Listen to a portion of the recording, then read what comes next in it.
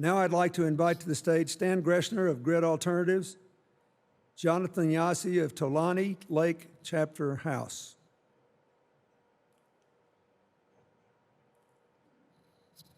According to the 2010 census, there are 2.9 million Native Americans in America, almost 30% of whom live in poverty, the highest rate of poverty of all ethnicities represented in the census, nearly double the national average.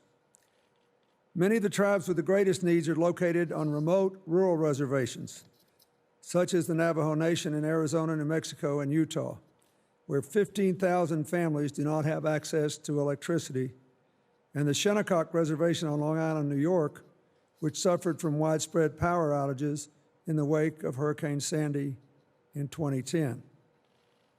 I'd like to illustrate all this to you. In my second term as president, which was a long time ago now, I was trying to redevelop and diversify the economies of remote reservations that were too dispersed in population to be able to have casino gambling or anything that would provide ready cash. And I went to the Window Rock Reservation, the Navajo Reservation, and to present to a young woman and acknowledge her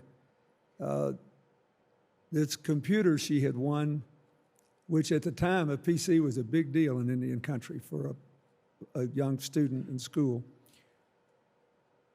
in a contest. And she was the most gifted person in her school.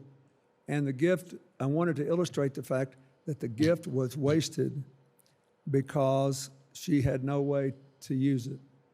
There were no telephone lines, no electricity, no anything. So there was this bright young woman that symbolized the difference between our potential and realizing it in the affected areas. So this is very, over the last 15 years, it's become more and more personal to me.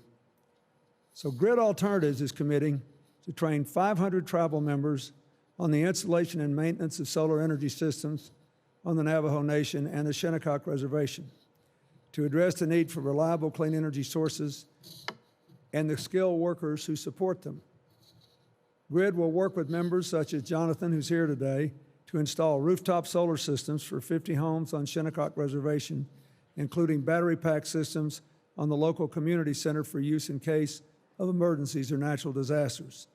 They'll also rehabilitate 36 existing off-grid rooftop solar systems, in addition to 3 new projects on the Navajo Nation. Through the program, Grid will aim to generate a tribal solar workforce to provide communities with the resources to develop and sustain green solar economies, creating financial and environmental benefits for the long term. If you've ever been to any of these places, you know that basically 90% of the people that live on reservations should get 100% clean energy, and once the base level cost of the solar or the wind is covered, it would be free. The capacity is there to actually export energy to the rest of America and generate money that could be used to build a whole new, different, diversified economy.